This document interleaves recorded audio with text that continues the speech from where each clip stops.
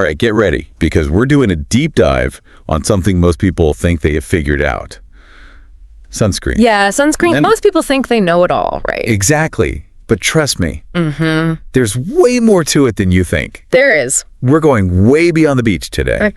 And we're going to bust some serious myths about sunscreen to give you the knowledge you need to protect your skin all year round. That's right. And you know what? Well, You might be surprised to find out that just hanging out in your living room could be just as dangerous as laying out on a tropical beach. really? Indoors? Indoors. Okay, so we're talking about indoor sunscreen. That's right. I never even thought about that. Where do we even begin? Well, let's start with the basics. UVA and UVB rays. Okay. I'm sure you've heard of them, but do you really know what the difference is? I think I have a general idea, but honestly, I could use a refresher. Okay, so imagine sunlight as a tag team Okay. with two partners, UVA and UVB. UVB is the one that's responsible for those painful sunburns you get after a day at the beach. And here's the thing, UVB is mostly blocked by glass. Oh, that's why you don't get sunburned through a window. Exactly, that's exactly right. That makes sense. So what about UVA then? UVA is the sneaky one. It's like the ninja of the UV world. Uh-huh. It penetrates right through the glass and it just wreaks havoc on your skin. Wait, so even when I'm inside, I'm still getting hit with UVA rays. You are. How much are we talking about here? Over 50% of UVA rays can slip right through standard window glass. Oh.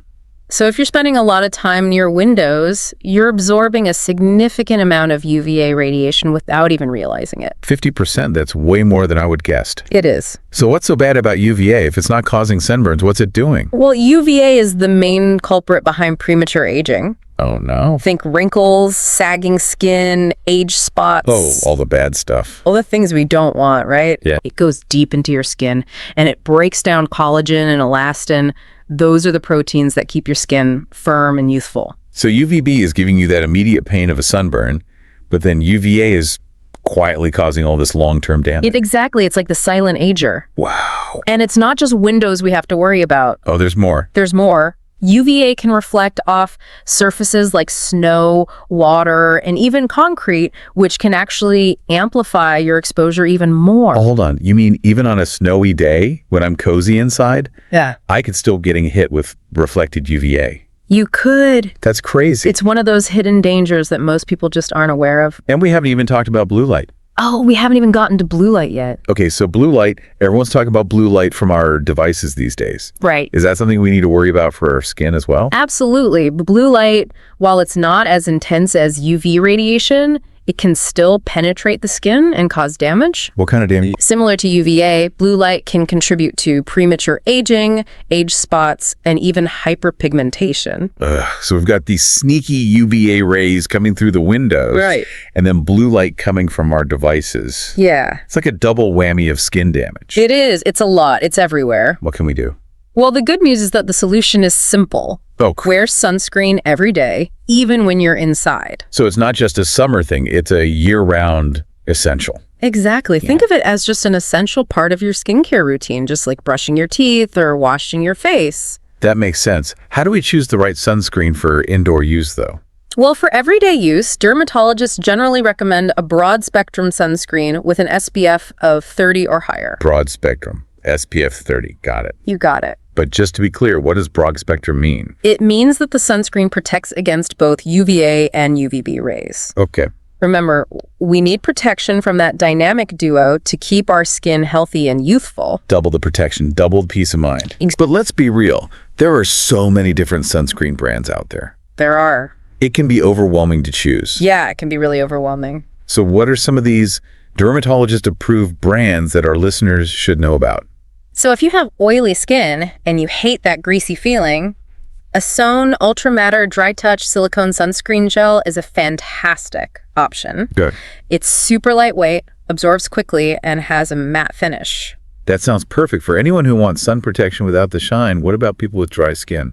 For dry skin, La Roche-Posay and Thelios Melt-In Milk Sunscreen Okay. is a really good option. It's incredibly hydrating, provides broad spectrum protection, and leaves your skin feeling super soft and smooth. Love it. And what about sensitive skin? Sunscreen can be tricky for sensitive types. It can be. Eltam MD UV Clear SPF 46 Face Sunscreen is often recommended for sensitive skin. Cool. It's gentle, fragrance-free, and it even helps fight pigmentation. Amazing. All right, those are some great recommendations. Yeah. And just a reminder to our listeners, you can find links to all of these products in our show notes Yes, definitely check those out. if you want to learn more. But choosing the right sunscreen is only half the battle, right? Right.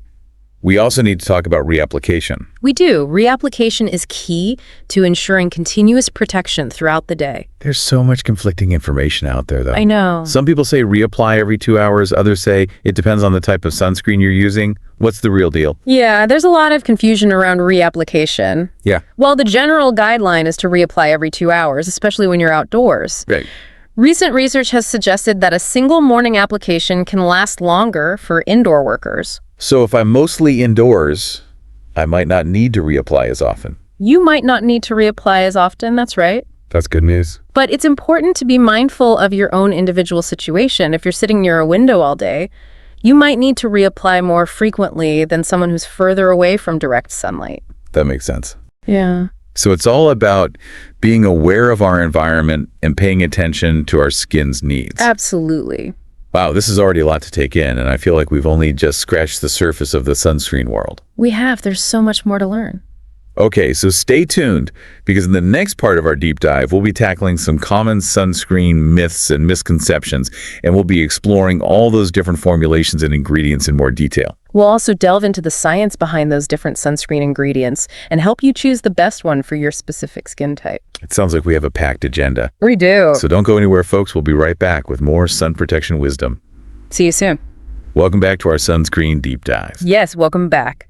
We just scratched the surface of indoor sun damage, and now it's time to go myth busting.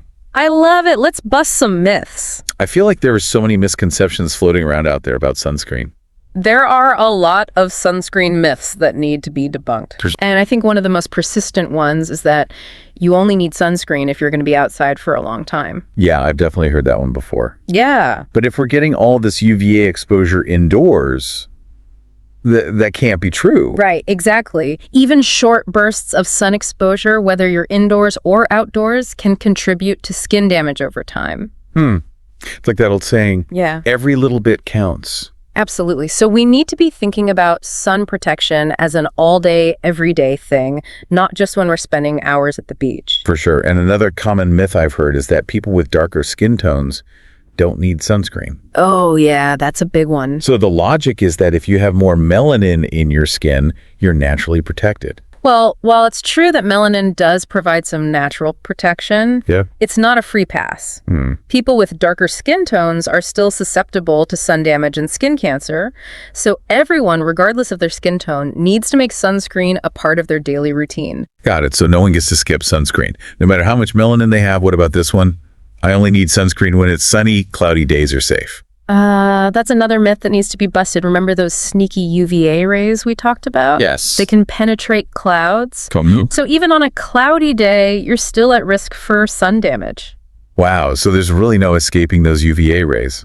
Not really, no. Okay, myth busting aside, I have to admit, sometimes applying sunscreen feels like a chore. Yeah, I get it. It can be sticky, it can be greasy, it can leave a white cast on my skin. Yeah. Is there any way to make sunscreen application more enjoyable? Absolutely. The good news is that sunscreen formulations have come a long way. Okay. There are now so many different options available, from lightweight lotions and gels to tinted sunscreens that blend seamlessly into all skin tones. Ooh, tinted sunscreens. Those sound intriguing. They are pretty cool. Do they actually provide good coverage? Yes, many tinted sunscreens offer excellent coverage while still providing that essential broad spectrum protection. That's awesome. It's like a multitasker. It can act as a primer, a foundation, and a sunscreen all in one. That's amazing. Which is a great way to streamline your morning routine. Absolutely. So you can get your sun protection and your makeup fix all in one go. Exactly. That's incredible. What about those stubborn white casts that some sunscreens leave behind? Yeah. Any tips for avoiding that? The white cast is often caused by mineral sunscreens, which contain zinc oxide or titanium dioxide. Okay. These ingredients are excellent for sensitive skin, but they can sometimes leave a white residue. The trick is to apply them in thin layers and blend. Thin layers and blend. Got it. You got it. What other sunscreen application tips do you have up your sleeve? One important tip is to apply sunscreen about 15 to 20 minutes before going outside or exposing yourself to windows. Okay. This gives the sunscreen time to absorb into your skin and form a protective barrier. So no last-minute sunscreen dashes as you're running out the door. Nope, plan ahead. Got it. And don't forget to apply sunscreen to all exposed skin. Right. Including your ears, your neck, your hands, and even the tops of your feet. Those are often forgotten spots. But what about those days when you're really not feeling sunscreen? Are there any alternative for sun protection? Sunscreen is definitely the first line of defense. Yeah. But there are other things you can do to protect yourself from the sun. Okay. Like what? Wearing protective clothing, Okay. like wide-brimmed hats and sunglasses, can make a big difference. And seeking shade whenever possible, right? Exactly. Think of it as a multi-pronged approach to sun protection. Love that. Sunscreen, clothing, shade, it all works together to keep your skin safe. Okay, this has been so informative. I feel like I'm finally starting to understand the nuances of sunscreen. I'm glad. But before we wrap up this part of our deep dive, I'm curious about the science behind different sunscreen ingredients. Yeah, let's get into that. I know we touched on mineral versus chemical sunscreen, but can we go a little deeper into how these different types work? Absolutely, let's break it down. Chemical sunscreens contain specific ingredients that absorb UV rays Okay. and convert them into heat, which is then released from the skin. So they're like tiny little solar panels on our skin, I love that analogy. soaking up the sun's energy. Yeah. Okay. Now, mineral sunscreens work in a different way. Okay. They contain mineral ingredients like zinc oxide and titanium dioxide, which act as physical blockers. Oh, They sit on top of the skin and reflect UV rays away like a shield. so chemical sunscreens absorb and mineral sunscreens block. Exactly. Interesting. So is one type better than the other? Both types of sunscreens are effective at protecting your skin from the sun, Okay. but they have different pros and cons. All right, let's hear it. Chemical sunscreens are typically lighter in weight and blend more easily into the skin, making them a good choice for everyday use. Okay, and what about mineral sunscreens? Mineral sunscreens are a great option for people with sensitive skin. Okay. Because they're less likely to cause irritation, they also tend to be more environmentally friendly. Oh, that's a bonus. Which is a bonus. So it really comes down to personal preference and what works best for your skin. But are there any specific ingredients we should be looking for or avoiding when choosing a sunscreen? When it comes to chemical sunscreens, there's been some debate about the safety of certain ingredients like oxybenzone and octinoxate. I've heard about those. What's the concern there? Some studies have suggested that these ingredients may disrupt hormones. Oh, wow. However, more research is needed to confirm these findings. Okay. So it's still a bit of a gray area. So if someone is concerned about those ingredients, what are their options? They can always opt for mineral sunscreens, which are generally considered safer. Gotcha. And it's always a good idea to check the ingredient list and do your own research to make an informed decision. Good advice. Any other red flags we should watch out for on sunscreen labels? One thing to be wary of are sunscreens that claim to be waterproof or sweatproof. Okay. No sunscreen is truly waterproof or sweatproof, so it's important to reapply regularly, especially after swimming or sweating. Right. No sunscreen is invincible. And of course, we always need to check the expiration date, right? Yeah. Sunscreen doesn't last forever. It does not. Expired sunscreen may not be as effective, Yeah. so make sure to replace it regularly. Okay, we've gone from myth busting to ingredient deep dives. It's amazing how much there is to learn about something as seemingly simple as sunscreen. I know, right? But I feel like we're missing one crucial piece of the puzzle. What's that? How do we actually make sunscreen a part of our daily routine without it feeling like a chore? That's a great question. Because let's be real. Yeah. Nobody wants to add another complicated step to their morning routine. Nobody wants to add more time to their day. Exactly. So how do we turn sunscreen from a chore into a seamless part of our lives? I think that's the key to actually protecting our skin in the long run. I think so too. And that's exactly what we'll be discussing in the final part of our sunscreen deep dive. Yes, we'll be sharing practical tips and tricks for incorporating sunscreen into your daily routine without it feeling like an extra task. Stay tuned, folks. Yes. We'll be back soon with the grand finale of our sunscreen odyssey. Welcome back to the final part of our sunscreen deep dive. We made it. We made it. We've busted myths. We've explored ingredients. We have. And now it's time to tackle the big question. The big one. How do we actually make sunscreen a seamless part of our daily lives? Yeah. Because let's be real, nobody wants to add another complicated step to their morning routine. Nobody. I agree. So what are your top tips for making sunscreen application easy, effortless, and maybe even, dare I say, enjoyable. Enjoyable. Okay, well, one of the simplest yet most effective strategies is to keep sunscreen in multiple locations. Okay, like where? Well, think about your daily routine. Keep a bottle by your bedside table so you can apply it first thing in the morning. Okay. Have another one in your bathroom for after you shower. Okay. And one in your bag or car for on-the-go reapplication. I like that. It's like surrounding yourself with sunscreen, so it's always within reach. Exactly. Out of sight, out of mind. But if it's right there, you're much more likely to use it. That's the idea. Okay, that's a good one. What else? Another helpful tip is to incorporate sunscreen into your existing skincare routine. So instead of treating it as an extra step, it just becomes part of the flow. Exactly. If you already have a morning and evening skincare routine, simply add sunscreen as the last step in the morning. Easy peasy.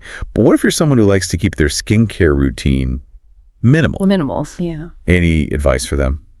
There are definitely options. Okay. You can look for multitasking products that combine sunscreen with other skincare benefits. Okay. There are tinted sunscreens that can act as a foundation, moisturizers with SPF, and even serums that offer sun protection so you can get your sun protection and your skincare fix all in one go. I love that. So much for those who say that sunscreen is an extra step. Okay, but what about reapplication? We've talked about how crucial it is. But let's be honest, sometimes it's just not practical, I know. especially if you're wearing makeup. Yeah. Reapplying sunscreen over makeup can be a challenge. Yeah. But are there any clever solutions out there? There are. Powder sunscreens are a game changer for reapplication. Okay, tell me more. They come in a compact form and can be easily dusted over makeup without disturbing it. That's amazing. So you can touch up your sun protection throughout the day without having to redo your whole face. Exactly. Yeah. Amazing. And what about for the body? How to reapply in the body? For the body, sunscreen sprays can be super convenient. Yeah, those are great. Just be careful when using them on your face, avoid inhaling the spray, and make sure to apply it evenly. Good point. Safety first. Any other sunscreen hacks you want to share with our listeners? Well, setting reminders on your phone to reapply sunscreen can be really helpful, especially if you're spending a lot of time outdoors or near windows. And don't forget to check the UV index for the day. Oh, the UV index. That's a good one. I always forget to do that. Yeah, it's a good reminder. What is the UV index? Well, it tells you how strong the sun's rays are, and it can help you gauge how much protection you need. Okay, that's good to know. Any final words of wisdom before we wrap up our sunscreen odyssey? Just remember that protecting your skin from the sun is an act of self-care. It's about preventing premature aging, reducing your risk of skin cancer, and maintaining healthy, radiant skin for years to come. So well said. We've gone from sunscreen newbies to sunscreen savvy in just 3 parts. I think so. I feel so empowered to protect my skin now, like never before. That's awesome. All right, folks, that concludes our deep dive into the world of sunscreen. We hope you enjoyed the journey and learned some valuable tips along the way. Yes, we hope you learned a lot. Remember, sun protection is a year-round commitment, not just a summer fling. It's true. Make sunscreen your BFF, and your skin will thank you for it. And as always, if you have any questions or want to share your own sunscreen tips, you can find us on social media. We love hearing from you. We do. Until next time, stay shady and stay radiant. Bye.